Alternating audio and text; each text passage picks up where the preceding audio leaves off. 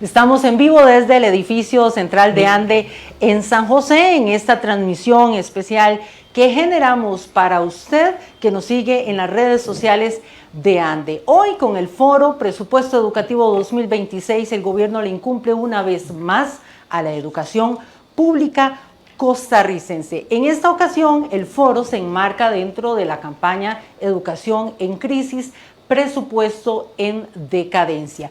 Por eso vamos a ver a continuación el video promocional de nuestra campaña, esa campaña que usted ha notado ahí en redes sociales recientemente. Así afecta a estudiantes y docentes los recortes al presupuesto educativo. ANDE lanza la campaña Educación en Crisis. ANDE en lucha por el 8% constitucional para garantizar el derecho a la educación pública costarricense con dignidad e igualdad de condiciones para todos. Educación en crisis, presupuesto en decadencia. Este video muestra apenas el problema que podemos notar visiblemente, pero hay muchos otros problemas en la educación que no se ven así tan fácil, como lo podemos ver con los problemas de infraestructura, y por eso queríamos presentarles también este video de la campaña Educación en Crisis para que usted pueda comprender el contexto en el que estamos hoy realizando el foro político, que ya es un espacio permanente de ANDE. Vamos a iniciar con los anfitriones de este espacio, la señora Gilda Montero Sánchez, presidenta de ANDE, y también Vinicio Rojas Nájera, asesor político de ANDE, quien a continuación les dará la bienvenida a este foro. Muy buenas tardes a toda la afiliación andina que se está conectando por nuestras redes sociales. Estamos muy contentos de poder llevar este foro acá a disposición de ustedes para que generemos un análisis crítico respecto al tema del presupuesto en educación.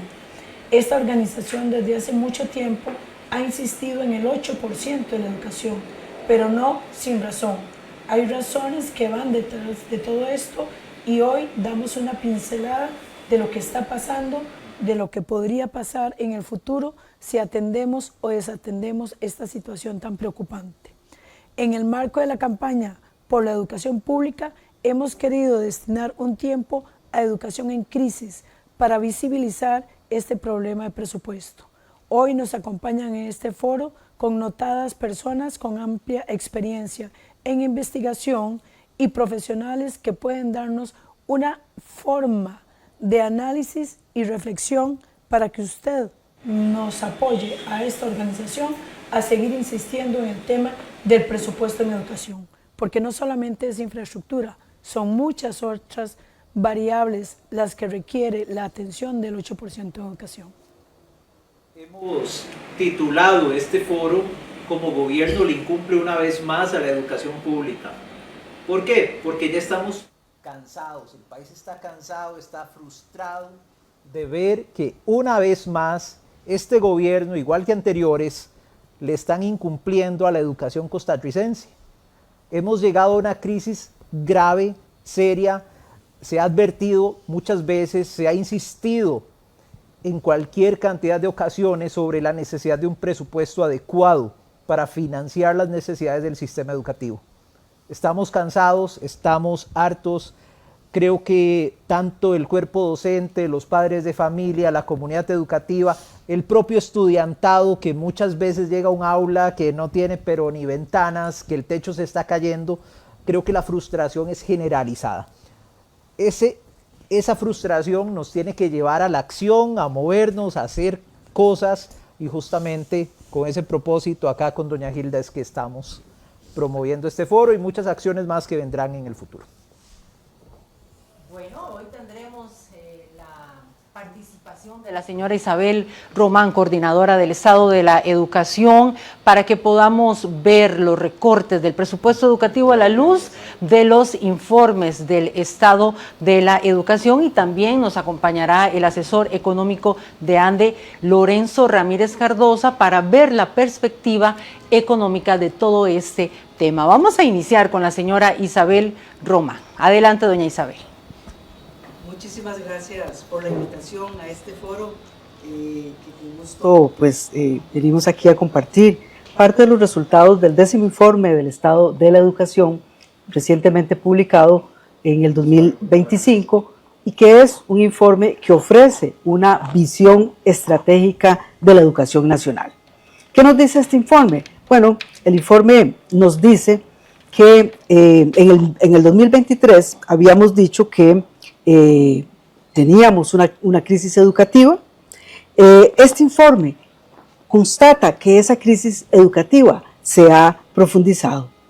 En el 2023 dijimos que habían dos factores importantes que la habían generado: los rezagos educativos de larga data no resueltos por los gobiernos de turno y un apagón educativo que generó un conjunto de interrupciones del ciclo lectivo entre el 2018 y el 2022.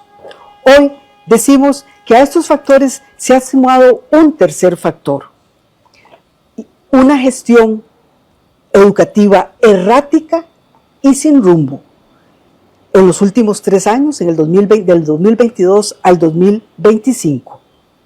Y esto ha hecho que el cóctel hoy de la crisis sea muchísimo más complicado. Costa Rica, dice el informe, sigue experimentando una grave crisis educativa y la educación está perdiendo valor público. Y aquí hay dos conceptos importantes que en los cuales quisiera detenerme. El primero es el de crisis educativa. ¿Qué entendemos por crisis educativa? Bueno, una fuerte caída en los aprendizajes básicos de la población estudiantil que los pone hoy muy por debajo de los mínimos establecidos nacional e internacionalmente. Y el segundo concepto es el de valor público, que se refiere a la importancia cívica y social de la educación para las personas y el país. La crisis educativa de hoy hace que nuestra educación esté perdiendo el valor público que siempre ha tenido en nuestra historia. Esa pérdida de valor público, ¿por qué es importante? Bueno, porque afecta el desarrollo humano del país, frustra sueños y aspiraciones de las personas y profundiza las inequidades y rompe el tejido social. Por eso es que decimos que la situación es urgente, es difícil y apremiante y que hay que actuar. El informe también dice que en los últimos años hemos tenido un conjunto de malas decisiones políticas que vulneran logros históricos de la educación. ¿A qué nos referimos con malas decisiones? Bueno, a decisiones tomadas por las autoridades políticas sin sustento técnico, improvisadas, sin rendición de cuentas, erráticas, que afectan y amenazan los logros históricos que el país ha tenido. Profundizan los problemas, no ofrecen mejores alternativas y generan incertidumbre en los actores educativos. Un ejemplo de ello es, por ejemplo, el retroceso que hemos tenido en los últimos años en el financiamiento de la educación. Vean ustedes, en pantalla observan la inversión educativa como proporción del Producto Interno Bruto desde 1980. Vean ustedes, en los últimos años, en los últimos 5 años, esta inversión tuvo, escuchen bien, la peor caída de los últimos 40 años. Y lo proyectado en el 2026, según el proyecto de presupuesto que fue enviado a la Asamblea Legislativa, está muy por debajo de la cifra que teníamos por estudiante a inicios de la década de los 80. El Acuerdo Nacional del 8% para la educación es un compromiso país para no repetir los errores del pasado. Y esto es un tema que es muy importante que recordemos. La reducción del presupuesto educativo en los años 80 que tuvimos en el siglo pasado, aún hoy afecta a las familias costarricenses. Vean ustedes, solo el 35% de esa generación perdida que tuvimos en los años 80 por esa caída de la inversión en educación, solo un 35% finalizó los estudios secundarios. Esto les limitó a ese conjunto de familias sus posibilidades de acceder a empleos de calidad.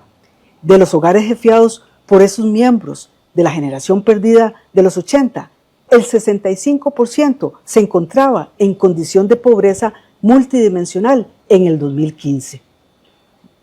La negociación para definir el 8% que el país puso en la Constitución pretendió blindar al país del error cometido en los años 80. Este acuerdo tiene un conjunto de componentes esenciales para aumentar esa inversión en educación. En primer lugar, blindar al sector educativo de los vaivenes políticos o económicos, coyunturales o estructurales, buscando mantener a la educación como prioridad definida en el Acuerdo Nacional. En segundo lugar, buscó que el incremento ocurriera de forma gradual y sostenida, tomando en consideración las capacidades de ejecución del Ministerio y la posibilidad de generación de ingresos dentro del fisco. Y tercero, vincular el incremento presupuestario a procesos de diagnóstico que respondieran a la atención de las necesidades de los estudiantes, de los docentes y de los centros educativos, de tal manera que pudiéramos planificar con una visión de mediano y largo plazo. En paralelo a esta negociación y a este acuerdo nacional que puso en la Constitución el 8%, la inversión pública en educación empezó a tener una fuerte expansión presupuestaria, que es este gráfico que ustedes ven en pantalla, cómo empezamos a crecer y pasamos del 5% en el 2000 al 7,4% en el 2017. Pero además, vean ustedes, este fue el periodo más alto.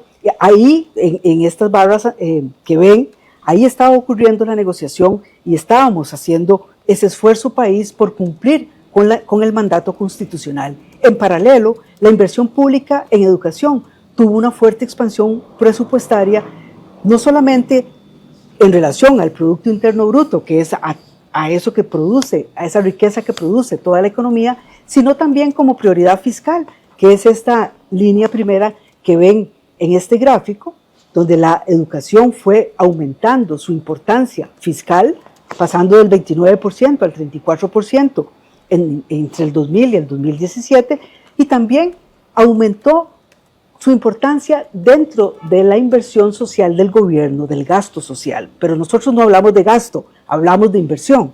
Y vean ustedes cómo también aumentó. Entonces, aumentó la inversión en relación con el Producto Interno Bruto, en relación con los ingresos del gobierno y en relación con la inversión social del gobierno.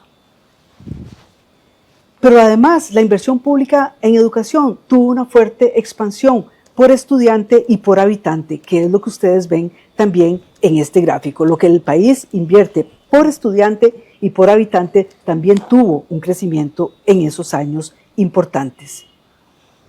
Un mensaje importante que dice el informe es que hay que salir de la crisis, y salir de la crisis es posible con estrategias precisas y nuevas políticas públicas y con el cumplimiento del acuerdo del 8% que está en nuestra Constitución. Vean ustedes, hablemos de la inversión. ¿Qué dice el informe sobre esto? Bueno, tenemos hoy un problema serio, y ese problema es que este gobierno ha hecho que la educación pague los platos rotos del ajuste fiscal del Estado costarricense. ¿Por qué? Bueno, porque se ha usado el recorte de la inversión educativa para mantener el freno del gasto público. Vean ustedes cómo se rompe el acuerdo y esa iniciativa y empieza una desinversión en la educación que empieza a caer paulatinamente hasta llegar al 4,9% en el 2015, y cómo eso que veníamos teniendo aumentos en relación con el Producto Interno Bruto, en relación con los ingresos del gobierno y en relación con la inversión social del gobierno, todo empieza a caer, como observan en este gráfico. También empieza a caer la inversión real por habitante y por estudiante, como también observan. Todas las líneas van para abajo. Ustedes saben que existe una regla fiscal. Esta regla pone un tope máximo a las instituciones, al presupuesto anual de las instituciones para crecer. Esa línea anaranjada que observan en el gráfico. Lo paradójico es que el gobierno nunca ha permitido, como ven ustedes en este gráfico, nunca han permitido que el presupuesto del Ministerio de Educación llegue a la regla fiscal. O sea, nunca no se ha permitido que llegue ni siquiera al mínimo de lo establecido por la regla fiscal, que es esa línea azul que ustedes ven. Nunca. ¿Y esto qué significa? Bueno, significa que hemos hecho de la educación la principal variable de ajuste fiscal del gobierno. Y esto afecta tanto al Ministerio de Educación como a las universidades, a las cuales tampoco se les ha permitido ni siquiera llegar al tope de la regla fiscal. Cortar es muy fácil, pero recuperar es muy difícil. Vean ustedes, esa línea que ustedes ven ahí es la meta constitucional, la del 8%. Pero vean ustedes, hicimos dos escenarios. Si empezáramos a crecer a un ritmo del 8,5% anual en los próximos años, nos va a tomar 17 años volver a la inversión que teníamos en el 2017. Y si empezáramos a crecer al 10% anual, nos va a tomar 11 años recuperarnos. Cortar es fácil, recuperar es muy difícil. Y esto tiene consecuencias. Este uso de la educación como variable fiscal tiene consecuencias. Una de esas consecuencias ha sido el recorte en las becas y transferencias monetarias a nuestros estudiantes. Vean ustedes, esto es la barra anaranjada, es lo que se ha recortado en lo que tiene que ver con los programas de las becas de Avancemos. Pero también, ¿por qué esto es preocupante? Bueno, porque este recorte afecta al 35% de los estudiantes de 4 a 18 años que viven en pobreza. Es decir, ¿a quiénes afectan estos recortes? A los más vulnerables. Pero también esta caída en la inversión limita el mantenimiento de los centros educativos. En este mapa que ustedes ven, esos puntitos azules son centros educativos en todo el país que hoy tienen daños leves o moderados. Y los puntitos en anaranjado son los centros educativos que hoy tienen instalaciones ruinosas, o sea, tienen daños graves. Pero además, este recorte en la inversión en educación afecta y genera problemas de conectividad e infraestructura en las modalidades rurales donde tenemos estudiantes en condiciones más vulnerables. Estamos hablando de las escuelas unidocentes, estamos hablando de los liceos rurales y estamos hablando de los centros indígenas, que son también los que están pagando los platos rotos de este ajuste fiscal. Y además se limitan las oportunidades en áreas estratégicas donde el país ha dicho que es una prioridad, por ejemplo, todo lo que tiene que ver con la inversión en la educación técnica. Hemos construido muy pocos colegios de educación técnica en los últimos años, como observan en pantalla. Y esto, por supuesto, hace que el país tenga una baja proporción de técnicos en el mercado laboral cuando el país más lo necesita. Alrededor de apenas un 3% de la fuerza laboral, lo cual es algo totalmente insuficiente. Los salarios de los docentes en primaria y secundaria han estado estancados por este recorte de la inversión en educación. Y esto, por supuesto, que afecta el acto educativo, la motivación de los docentes para impartir las lecciones y cumplir con el trabajo que desarrollan día a día en las aulas.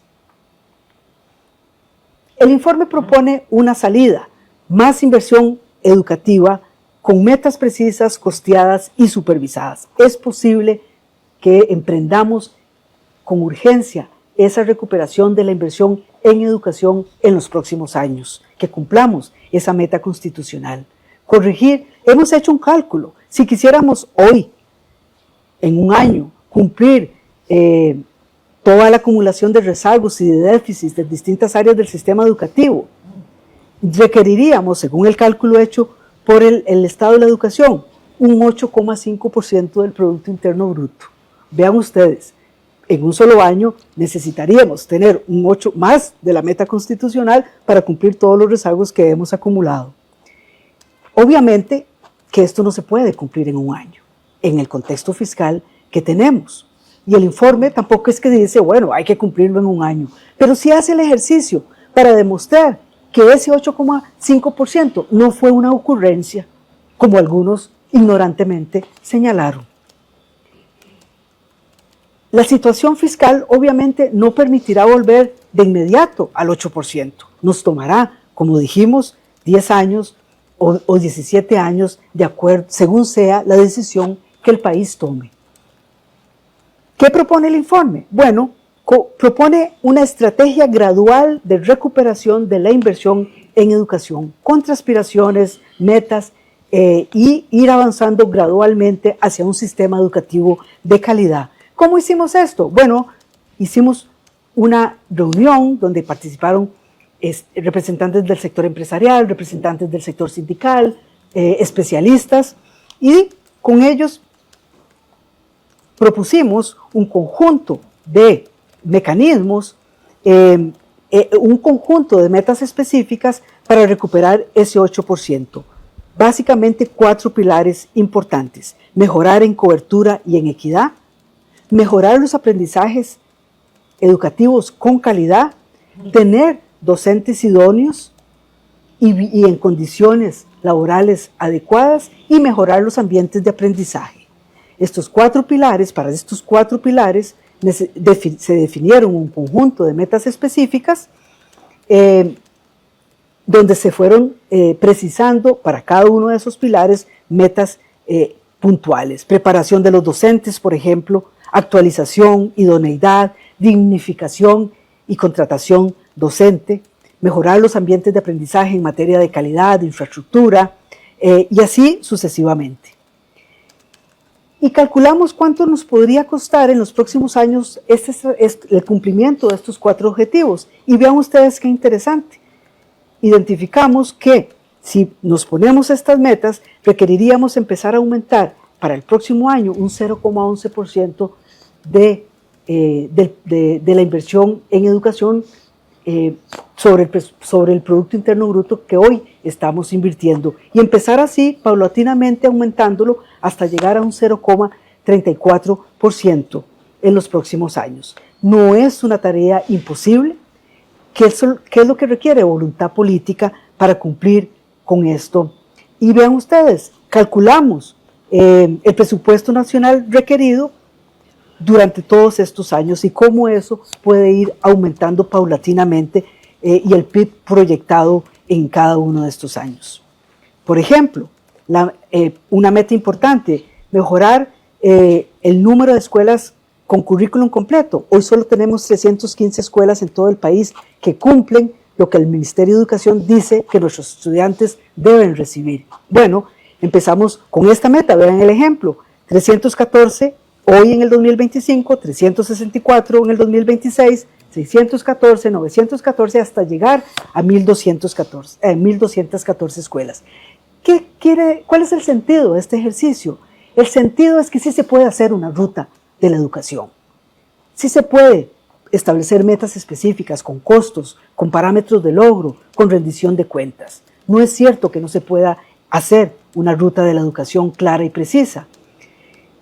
Finalmente, el informe llama a que necesitamos un nuevo compromiso nacional por la educación, un pacto nacional que trascienda los ciclos políticos y establezca alineamientos claros sobre la inversión en educación, un acuerdo mediante el cual se le exija al gobierno evidenciar su compromiso con un crecimiento presupuestario gradual y sostenido año con año, un acuerdo que relacione ese compromiso hacendario con una ruta educativa clara, transparente y factible, con metas e indicadores precisos que permitan monitorear la efectividad de la inversión. Un acuerdo nacional que demuestre el compromiso del Poder Ejecutivo con políticas educativas, sociales de Estado, con visión de largo plazo y anteponiendo la calidad como principio nuclear y centrada en la persona estudiante y la persona docente, como lo establece la política educativa vigente. En resumen, necesitamos una decisión de Estado, más inversión educativa, metas claras y rendición de cuentas. Esto es lo que nos permitirá recuperar el valor público de nuestra educación. El Estado de la Educación llama a reconstruir y actuar ya. Ese es el principal mensaje y todos y todas estamos con la obligación de contribuir a esta reconstrucción. Gracias.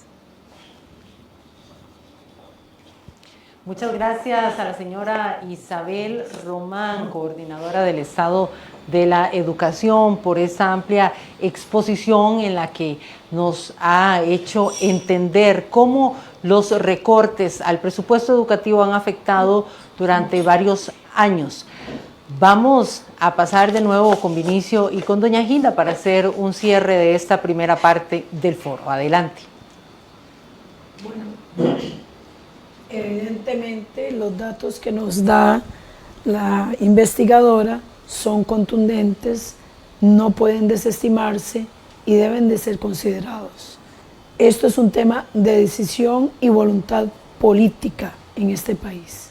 Yo me pregunto, y creo que Vinicio va a coincidir conmigo, si un hijo de un político, un diputado o un ministro estudiara en el sistema público, las condiciones se mantendrían. Habría un levantamiento posible de esta situación, porque vemos que aquí la afectación no es a los que más tienen, la afectación es al estudiante que necesita la verdadera atención de la educación. Es el estudiante vulnerable, el que necesita que se levante la voz por él para que tenga mejores oportunidades de vida. Es importante también reconocer que nuestra organización ha realizado diferentes esfuerzos porque este presupuesto se aumente. No es válido tampoco recibir comentarios como que si se invierte el 8% en educación, tantos ministerios hay que dejarlos sin presupuesto. Esto es una decisión política, una decisión que tiene que consensuarse y es también donde muchos sectores debiéramos de hablar del tema educativo, pero no para politiquear, sino para traer propuestas que sean viables a la población costarricense. Y creo que en esto coincide mi compañero Vinicio. Es urgente, de hecho está dándole vueltas al asunto. Ahora que viene Lorenzo, que es economista, y nos puede ayudar un poco más con esto, hay estudios que revelan que hay puestos de trabajo para los cuales la gente no está cualificada. O sea, hay empleo, pero no tenemos la población con las competencias técnicas y educativas para acceder a ese tipo de trabajos. Estamos en un momento más bien donde la aceleración tecnológica y la inteligencia artificial más bien están demandando puestos de trabajo cada vez más especializados y mejor formados, ¿verdad? O sea, más bien nuestra educación de alguna manera ya se estaba quedando rezagada, y si continuamos en esa línea, ¿qué va a pasar entonces? Si no tenemos personas adaptadas a ese mercado altamente tecnológica, altamente demandante, altamente especializado, y pues el mercado se tiene que adaptar al tipo de población que tenemos, una población con escasa educación, lo que significaría puestos de trabajo sumamente precarizados y de bajos salarios. ¿Y qué podría esperarle a la sociedad si esto se reproduce a largo plazo, 10, 20, 30 años, donde tengamos un avance tecnológico importante y una población que quedó con un nivel de noveno año? ¿Qué podría pasar? Es muy importante el comentario y la reflexión que estás haciendo, porque evidentemente esta reflexión del 8%, en primer lugar es recuperar la importancia que la educación ha tenido en nuestro contrato social como sociedad para reducir riesgos, ¿verdad? Para reducir el riesgo de la pobreza, para reducir el riesgo del desempleo, para reducir el riesgo de la desigualdad, de los malos empleos, como bien señalás, y además porque efectivamente no solamente es que tenemos que recuperar eso que hemos perdido, sino que es que tenemos que mirar hacia el futuro, ¿verdad? Tenemos un siglo XXI entrado, estamos ya entrando a la tercera década del siglo XXI, ¿verdad? Y ahí hay unos desafíos enormes en términos de el manejo de la inteligencia artificial, en términos de una serie de grandes desafíos que requieren de una población altamente educada, con logro educativo universitario. Las sociedades que mayor desarrollo humano tienen, mayor competitividad tienen, son las sociedades que logran que esa trayectoria educativa de los niños desde preescolar hasta la educación universitaria sea exitosa. Pero para que esa trayectoria sea exitosa necesitamos que efectivamente garantizar que en cada uno de los niveles educativos tengamos condiciones para que ese tránsito vaya ocurriendo. Hoy lo que tenemos es que muchos de los estudiantes pues están transitando y esta caída en la inversión está afectando a todos los niveles educativos, desde el preescolar hasta la educación universitaria. Entonces, aquí lo importante que tenemos que tener es que hay que mirar hacia el futuro, como bien estabas planteando, y también no olvidar nunca que la sociedad y la economía del mañana se construyen hoy. Todos los resultados en educación son de mediano y largo plazo. Quien tenga una visión cortoplacista de la educación y incurra en estos recortes, no sabe nada de educación. Bueno, vamos a leer algunos comentarios que tenemos en las redes sociales de ANDE, justo ahí donde tenemos la transmisión que estamos generando en vivo aquí desde el edificio central de ANDE en San José. Y aquí nos comenta doña Paula Costa Sotillo: décadas de atraso en el pago del justo salario y a tiempo para los docentes y funcionarios del sector educativo, congelamiento salarial y poca o ninguna inversión en capacitaciones o actualización para el personal docente, carga laboral y currículos incompletos en muchos centros educativos, en detrimento de la calidad educativa. Aquí tenemos otras personas conectadas en el Facebook de ANDE y vamos a ir saludando a algunos de ellos porque son parte de nuestra afiliación. Don Víctor Eduardo Paniagua Vargas, de la filial regional 1-2, nos dice presente.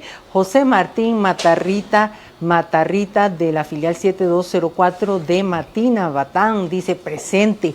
María Flores Mena también está ahí conectada en nuestras redes sociales, y Juan Rojas Núñez, quien también está conectado en esta transmisión. Ya casi vamos con Lorenzo Ramírez Cardosa, quien es el asesor económico de ANDE y nos va a ofrecer esta perspectiva económica de toda esta situación que se está dando con los recortes, los llamados recortes del presupuesto educativo, cómo afectan. Les recordamos que hoy estamos en el foro Presupuesto Educativo 2025. El gobierno le incumple una vez más a la educación pública costarricense. Este es un espacio permanente de ANDE, pero en esta ocasión lo enmarcamos dentro de la campaña Educación en Crisis, Presupuesto en Decadencia, que usted ha notado desde el mes de agosto en las redes sociales de ANDE y que se mantendrá hasta noviembre de este año, una campaña con la que ANDE busca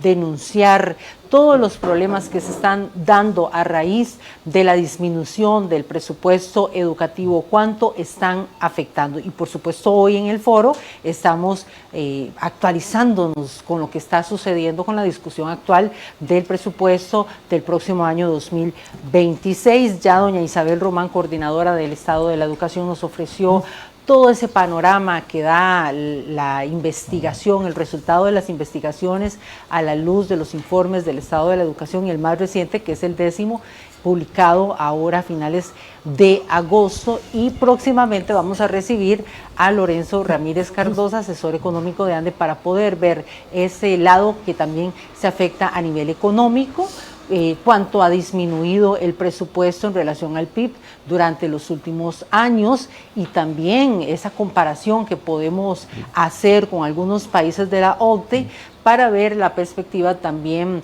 de la situación de Costa Rica en cuanto al recorte. Bien lo dijo doña Isabel, es muy fácil recortar, pero es muy difícil recuperar, y precisamente con Lorenzo vamos a darle continuidad a esta frase en la que enfatizó doña Isabel para saber cuánto cuesta recuperarse luego de este tipo de recortes. Bienvenido, Lorenzo, adelante.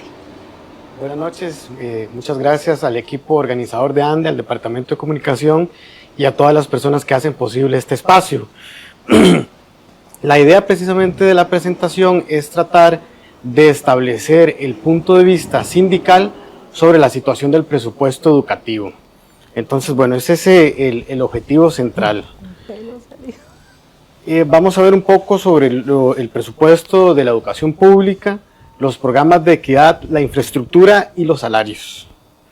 Un asunto que es fundamental para nosotros y nosotras como sindicalistas es tratar de tener una perspectiva histórica y política al respecto. En este gráfico podemos observar el porcentaje de educación con respecto a la inversión o al gasto del gobierno. Se pueden ver en el gráfico dos círculos rojos. El primero, se observa una disminución del presupuesto de cerca de 4 puntos porcentuales. Eso es en la década que existe en Costa Rica un golpe de Estado, ¿verdad? Tenemos un golpe de Estado. En ese golpe de Estado de 1917 de Tinoco tenemos la primera reducción importante del presupuesto educativo.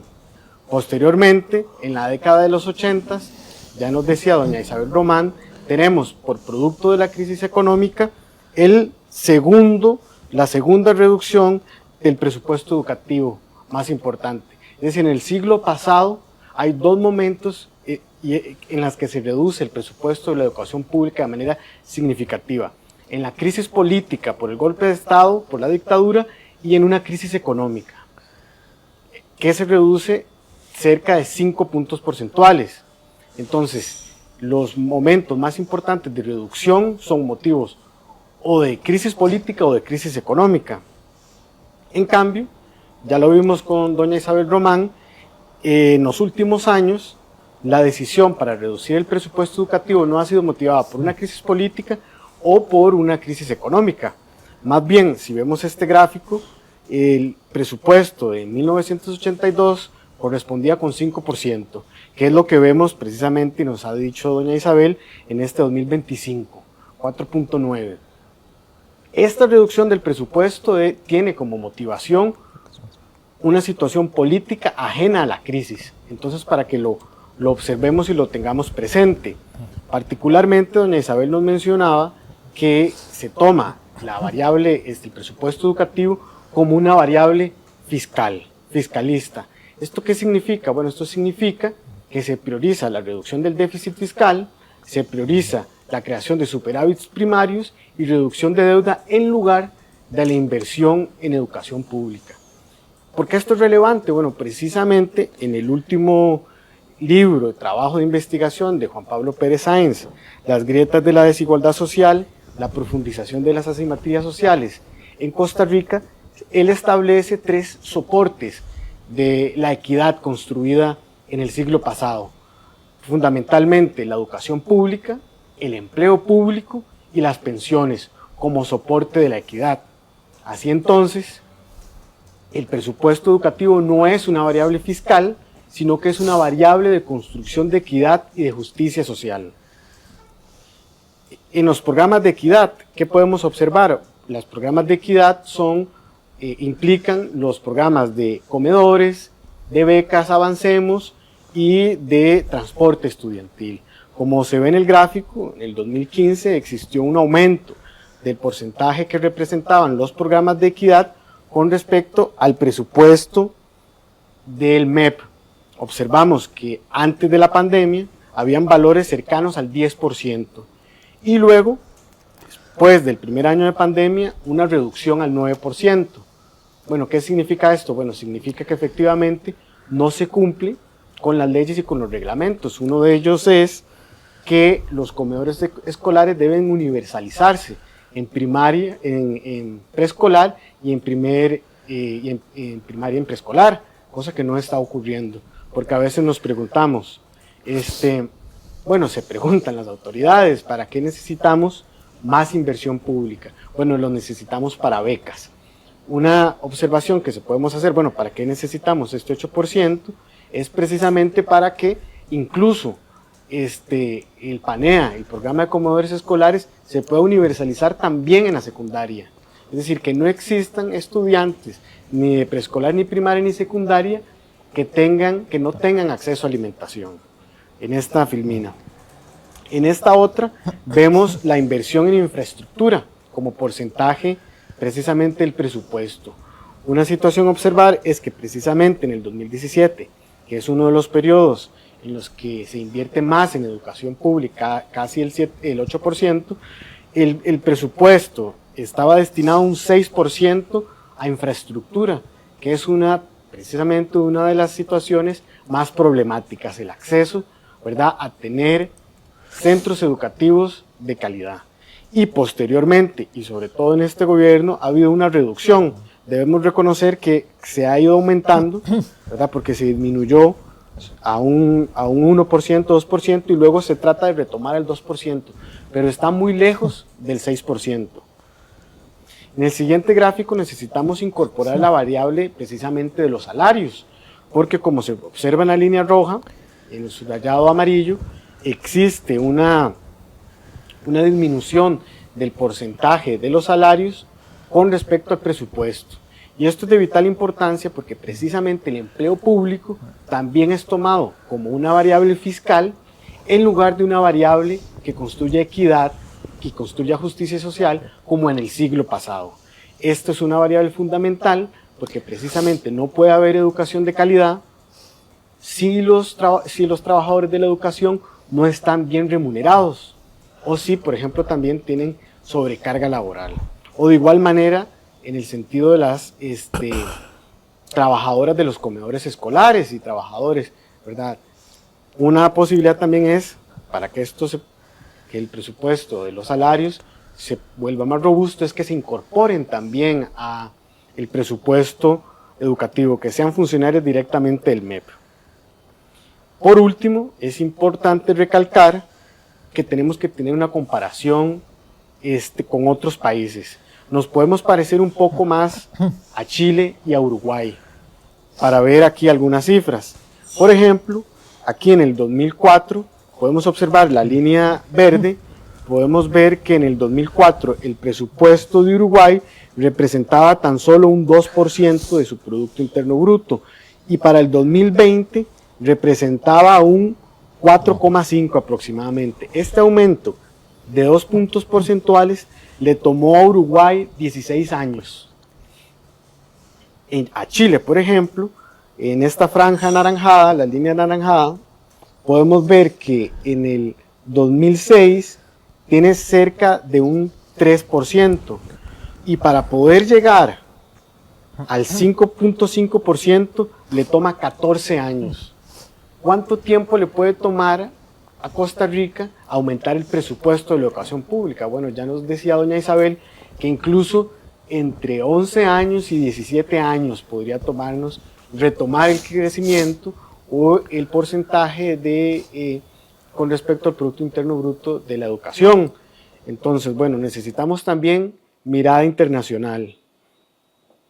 Brevemente, para finalizar, también quería que pudiéramos observar un poco cómo ha estado el presupuesto educativo en el gobierno actual. Fundamentalmente, en estas barras podemos observar que es el presupuesto de preescolar, primer y segundo ciclo, uno de los más afectados. Se dice mucho que ahora hay menos niños y niñas, pero como también ha dicho precisamente el Estado de la Educación, es un buen momento para que precisamente la educación pueda ser más específica y hayan más profesores que puedan atender las necesidades estudiantiles. Pero además, como les recordaba al inicio, el presupuesto destinado a los comedores escolares puede ser algo fundamental en este sector. También observamos aquí que en el siguiente y último gráfico, precisamente podemos observar qué ha pasado también con los aguinaldos. Bueno, ha sido una lucha constante de ANDE precisamente en Junta Paritaria, en todos los espacios gubernamentales, para que esto se realice, para que esto se cancele en su totalidad. La línea amarilla podemos ver que siempre que se presupuesta el presupuesto de la República, el rubro de aguinaldo no corresponde con lo que al final del año se debería invertir, que son cerca de 110 mil millones de colones. Entonces, bueno, ¿qué es lo que ha pasado en esta administración? Precisamente, no, podemos observar que siempre presupuesta menos y a final de año presupuesta lo adecuado. Bueno, precisamente las ANDE en particular y las organizaciones sindicales en general trabajan mucho este tema, pero parece que es algo que se realiza de manera adrede. Entonces, las ideas fuerzas son: necesitamos considerar la educación pública y el empleo público como una variable de construcción de equidad y justicia social y no como una variable fiscalista, que de hecho Guillermo Zúñiga en un libro reciente le llama el fetichismo del déficit fiscal. Precisamente las variables económicas están por arriba, son más importantes que las personas que reciben inversión social. Necesitamos tener perspectiva histórica también, porque en momentos en los que se ha disminuido el presupuesto han sido momentos de crisis política y crisis económica, que en la actualidad no existe. Es un asunto de voluntad, ya nos decía doña Isabel Román. Incluso el presupuesto, el crecimiento del presupuesto ha sido menor que lo que permite la regla fiscal. Y por último, necesitamos tener una perspectiva sobre la infraestructura y los salarios, que mejoran tanto las condiciones de enseñanza como las condiciones de trabajo de los trabajadores de la educación. Gracias a Lorenzo Ramírez Cardosa, asesor económico de ANDE, quien nos realizaba esta exposición donde pudimos ver la parte económica, la perspectiva económica de todo este tema del presupuesto educativo que hoy estamos abordando en el foro Presupuesto Educativo 2026. El gobierno le incumple una vez más a la educación pública costarricense.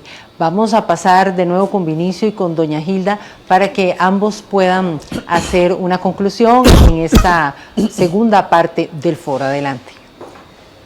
Bueno, yo creo que, estimados observadores de este programa, hemos hecho un análisis objetivo de la situación, hemos hablado con números, con estadísticas, hemos traído a doña Isabel Román como una autoridad en la investigación que se brinda a través del informe del Estado de la Educación, y no es un tema político como la presidencia de este país quiere hacerlo ver a todos los ciudadanos costarricenses. Nosotros desde esta organización sindical traemos informes con estudios serios para demostrar que el déficit en educación es real y afecta directamente a las poblaciones vulnerables de jóvenes, estudiantes y de niños y niñas que necesitan el apoyo de una educación de calidad. Haber entrado a la OCDE, como de manera popular lo he dicho, fue meternos a un organismo internacional a jugar a las grandes ligas con un palo y una bola de pana. No tenemos las herramientas para competir en estas esferas internacionales hasta que no resolvamos los problemas a lo interno. Poner en peligro la educación de un país es poner en peligro la democracia de un país, porque la educación es un pilar fundamental para sostener la democracia que tenemos. No podemos permitir que ésta se nos vaya por un tubo, y mientras las organizaciones sindicales existamos, especialmente la nuestra, va a dar la lucha para que esto nunca llegue a darse. Yo quería hacerle una pregunta a Lorenzo, tal vez lo embarque porque puede ser algo compleja la respuesta, Pero mira, el ministro de Educación, de Hacienda, desde Nogui Acosta hasta el actual, han venido manejando una narrativa de que para cumplir con el 8% del PIB habría que subir el IVA hasta el 20%. Entonces, nada más quisiera que brevemente le expliques a la afiliación, a la gente, esa diferencia entre impuestos directos, impuestos indirectos y por qué estos últimos, los no regresivos, no son inevitables. Muchas gracias, Vinicio. Yo creo que es una pregunta muy importante porque cuando hablamos de la educación pública tenemos que hablar de cómo se puede financiar. Bueno, el asunto es que la mayoría de la carga fiscal está sobre los impuestos indirectos, que sería que paga toda la población, como comprar un lápiz, comprar una botella, comprar una cartuchera, no restringe, no diferencia niveles de ingreso. Y en cambio los impuestos directos van directamente a la capacidad de ingresos que usted pueda tener. Entonces es importante decir, bueno, necesitamos financiar. ¿Qué podemos hacer? Impuestos directos, impuestos indirectos u otras alternativas. Precisamente en el pacto social del siglo pasado, en 1948, la élite económica de este país se puso de acuerdo en producir las conquistas sociales que hoy tenemos. Entonces podríamos preguntarnos, ¿qué piensan las nuevas generaciones de la élite económica sobre la situación del presupuesto educativo? ¿Les interesa, no les interesa? ¿En qué se encuentran?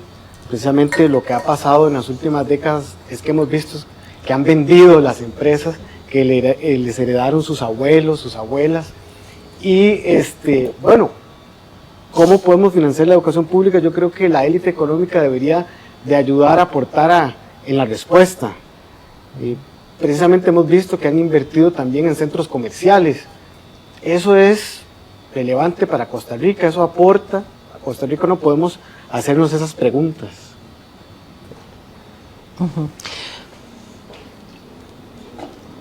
Bueno, vamos a escuchar parte también de lo que va a opinar a continuación la presidenta de ANDE, doña Hilda Montero Sánchez, pero primero vamos a leerles algunos de los mensajes que están ingresando en nuestras redes sociales de ANDE, donde muchos de ustedes que son afiliados a la Asociación Nacional de Educadores ANDE están ahí conectados siguiendo esta transmisión que generamos en vivo desde el edificio central de ANDE en San José. Ahí nos saluda Ana Urbina del Liceo San Rafael, Colonia Guapiles, Esteban Cordero Araya de Cartago, de la filial 3412, nos dice presente. También Laura Cázares dice excelente trabajo del Departamento de Comunicación de ANDE. Muchas gracias, Laura, en nombre de todo el equipo. Hacemos esto porque precisamente ANDE está impulsando esta campaña Educación en Crisis, Presupuesto en Decadencia, porque se debe denunciar lo que está sucediendo con la educación pública costarricense actualmente, y es el deber del sindicato explicarle a usted qué es lo que está sucediendo en este aspecto, qué es lo que está generando el problema, qué es lo que está pasando con la discusión actual del presupuesto educativo, qué es lo que estamos abordando hoy a la luz de los informes del estado de la educación que nos han dado un recorrido de lo que sucede cuando se recorta la educación y por supuesto la perspectiva económica con nuestro asesor económico de ANDE, Lorenzo Ramírez Cardosa. Esta transmisión va a quedar aquí en las redes sociales de ANDE para que una vez finalizada usted también la pueda compartir con otras personas afiliadas y con el público en general, porque la educación en Costa Rica es un tema que le importa a todas las familias costarricenses. Bueno, vamos a continuar con la presidenta de ANDE, Hilda Montero Sánchez, ya en esta etapa final del foro. Bueno, queremos decirles a todos los compañeros afiliados que la lucha de nuestra organización no solamente es por presupuesto. La lucha nuestra ha venido también enfocándose en la carga laboral que tienen los docentes en las aulas, todo el excesivo trabajo que tienen que hacer y que le quita calidad en el acto educativo. Y también hemos querido visibilizar la salud emocional que están viviendo los docentes en las aulas. Estamos ahorita en negociación con el cambio del REA, donde consideramos que el reglamento de evaluación de los aprendizajes requiere cambios significativos, cambios que le devuelvan al docente la autoridad y a los estudiantes la responsabilidad, porque en este país los estudiantes y algunas familias parece que han olvidado el tema de los deberes. Nos hemos enfocado tanto en los derechos que hemos olvidado que todo derecho tiene un deber. Y esto es un proceso que tenemos que volver a traer a la mesa de discusión. En cuanto a los programas de estudio, también nos preocupan, porque en los últimos 30 años los programas de estudio han venido a la menos. Y esto se enfoca directamente en la calidad de la educación. ¿Por qué nos interesa? Porque Costa Rica ha sobresalido a nivel de Latinoamérica por su educación y en este momento no podemos decir lo mismo. Necesitamos rescatar a nuestro sistema educativo. Esto es un tema político, es un tema donde las personas pueden opinar, pero además de opinar, es un tema donde tenemos que buscar soluciones. Muchas gracias por habernos escuchado, muchas gracias por estar aquí con nosotros y queremos cerrar este espacio con nuestra última intervención del compañero Vinicio, quien nos hace un trabajo extraordinario desde la Asamblea Legislativa cuando algún proyecto se presenta y amenaza la educación pública, porque este ha sido un puente valioso para que esta organización siempre tenga una respuesta a los 57 diputados, siempre tenga una opinión a los 57 diputados, que muchos no la toman en consideración, pero una parte importante nos consultan sobre los cambios que están en educación y han apoyado propuestas de mejora. Bueno, gracias, doña Gilda. Sí, justamente hemos venido dando seguimiento cercano al presupuesto 2026 en la Asamblea Legislativa, tal como lo hemos hecho durante todos los años anteriores. A ver, ¿qué pasó? 1 de septiembre llega, se presenta el presupuesto, en ese momento pasa a la Comisión de Hacendarios, comienzan una serie de audiencias y consultas con los diferentes ministerios. De hecho, el miércoles pasado estuvo en audiencia el ministro de Educación. No hay mucho que rescatar, básicamente justificando ese 5% que asignaron en esta ocasión para la educación pública. Y este proceso de audiencias va finalizando alrededor del 1 de octubre, que una subcomisión debe emitir un dictamen, un primer informe, por decirlo así. En ese primer informe normalmente aparecen recomendaciones para hacer traslados entre partidas, es decir, para disminuir algunas partidas, para aumentar otras, y es justamente ahí donde vamos a estar muy pendientes, porque justamente ahí es donde podrían darse algunos incrementos quizás para la educación pública. Lamentablemente lo que la historia nos dice es que inclusive la Asamblea Legislativa, a pesar de mantener un discurso de que nosotros sí defendemos la educación y que es el gobierno el que no quiere dar los recursos, la Asamblea tampoco ha hecho gran cosa y a veces pareciera que esos incrementos son mínimos, son muy reducidos. Entonces, bueno, a pesar de todo lo que ha dicho la Sala Constitucional, doña Gilda, entonces, bueno, nos mantendremos al pendiente. Ya alrededor del 15 de octubre debería estar ese presupuesto dictaminado y pasaría al plenario para todo el trámite restante de primer y segundo debate, que concluiría a finales de noviembre. En fin, bueno, les continuaremos informando, continuaremos brindando a través de ANDE información clara y precisa sobre todo lo que pase en adelante con este proceso. Ellos son los anfitriones del foro político ANDE en Lucha, la presidenta de ANDE, Gilda Montero Sánchez, y también el asesor político de ANDE, Vinicio Rojas Nájera, hoy con la grata compañía de la señora Isabel Román, coordinadora del Estado de la Educación, y el asesor económico de ANDE, Lorenzo Ramírez Cardosa. Este foro fue producido especialmente para usted, afiliado y afiliada, para que pueda conocer sobre el presupuesto educativo y lo que está sucediendo actualmente que genera la crisis educativa en nuestro país. Por favor, compártanlo con las demás filiales y también con sus familias y amigos para que esto se pueda entender con más claridad. Vamos a tener más material como parte de la campaña Educación en Crisis en nuestras redes sociales, así que por favor, muy atentos al Facebook de ANDE y también en www.ande.cr, donde hay amplia información. Gracias por su compañía.